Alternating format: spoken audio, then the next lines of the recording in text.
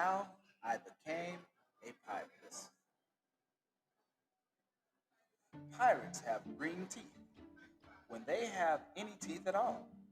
I know about pirates because one day when I was at the beach building a sandcastle and minding my own business, a pirate ship sailed into view. I knew what it was because its flag had a skull and crossbones on it, and because I could hear the pirates singing, "Hey ho, blow the man down." They were a little off key. I tried to tell Dad, but he was busy setting up the beach umbrella. I tried to tell Mom, but she was busy slathering a baby with sunblock. So I went back to my sandcastle, but I kept an eye on the pirates. By then, they were rowing to shore. When they landed, the head pirate climbed out of the boat and yelled, "Ahoy there, matey! Be this the Spanish Main?" "No," I said. "This is North Beach." "Shiver me timbers," the pirate said. "We must have taken the turn at Bora Bora."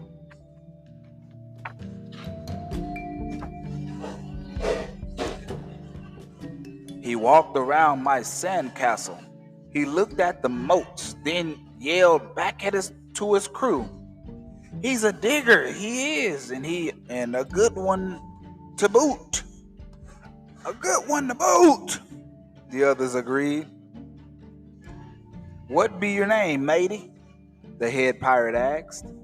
"Jeremy Jacobs, sir," I told him. "Well, Jeremy Jacob," he said, "you're looking at Braidbeard and his crew. We've been needing a digger like yourself. We've a chest of treasure to bury." "Hey, treasure!" the others shouted. "You're coming with us," Braidbeard told me. "I didn't think Mom and Dad would mind as long as I got back in time for soccer practice the next day." That's how I became a pirate.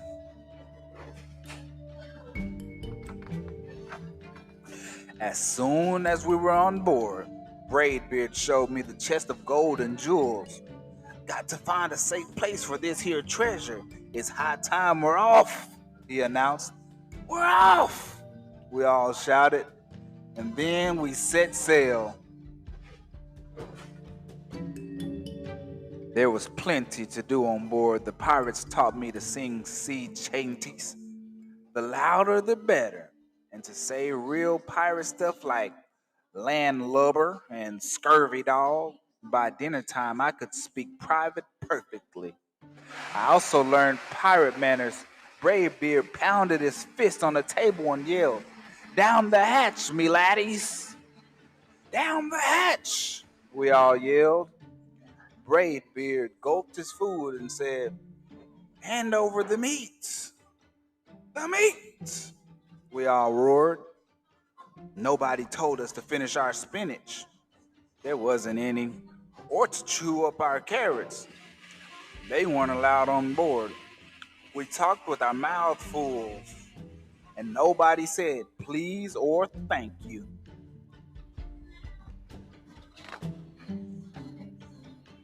After dinner, I tried to teach the pirates to play soccer.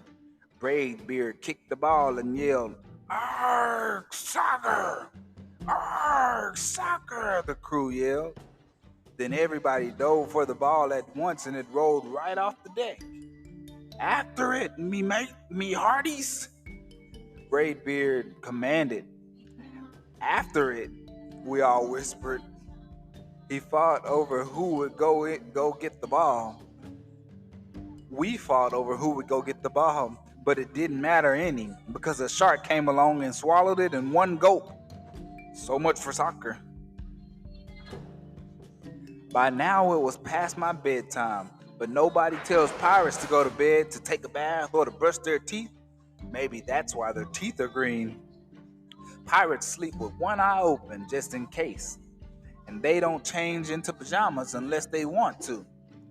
pirates don't do anything they don't want to, except for maybe swabbing the decks. I wanted to be a pirate forever. But then I found out what else they don't do. When I couldn't stay awake any longer, I asked Braybeard to tuck me in and read me a story. Tuck you in? He bellowed. Pirates don't tuck. No tucking, the crew cried. And the only thing they had to read was a map. Don't you have any books? I asked. Braybeard looked confused. Books? I didn't even bother to ask about a goodnight kiss. It wasn't easy to fall asleep without a story, but I was finally dozing off when a storm broke. Thunder boomed and lightning flashed. I tried to hide under the covers as waves slammed up against the ship, but I kept falling out of my hammock. I couldn't find anyone in the cabin. They were all on deck. Lower the sails, Braybeard shouted. Batten down the hatches. Everyone ran around yelling and lowering the battens. Nobody had time to sit close and tell me it would be over soon. Nobody even noticed. I decided that I didn't want to be a pirate after all. Just then, flash, crack, crack. Lightning hit the mast and split it right down the middle. What'll we do now? Yelled one of the pirates. Well, have to turn back, called another. But the treasure, hollered Braybeard. Where will we bury the treasure? I stepped forward. Maybe I can help. I shouted over the wind. I think I know the perfect digging spot. When the storm was over, we rowed back to shore and buried the treasure. We drew a map so we could find the treasure again, but I don't think I'll need it. After that, the pirates repaired the ship and got ready to set sail. Before they left, Braybeard handed me a flag and said, "You make a fine pirate, Jeremy Jacob. Guard that treasure well. We'll be back to get it soon enough." Soon enough, the crew repeated. And if you ever need us, Braybeard added, just run the Jolly Roger up yonder pole. Up yonder pole, the others shouted. And maybe I will, but not today.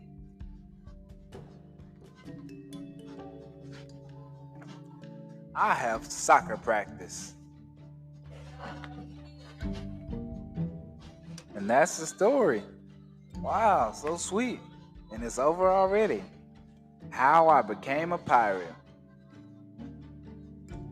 In the beginning, I didn't necessarily say the name right, so y'all have to forgive me for that part.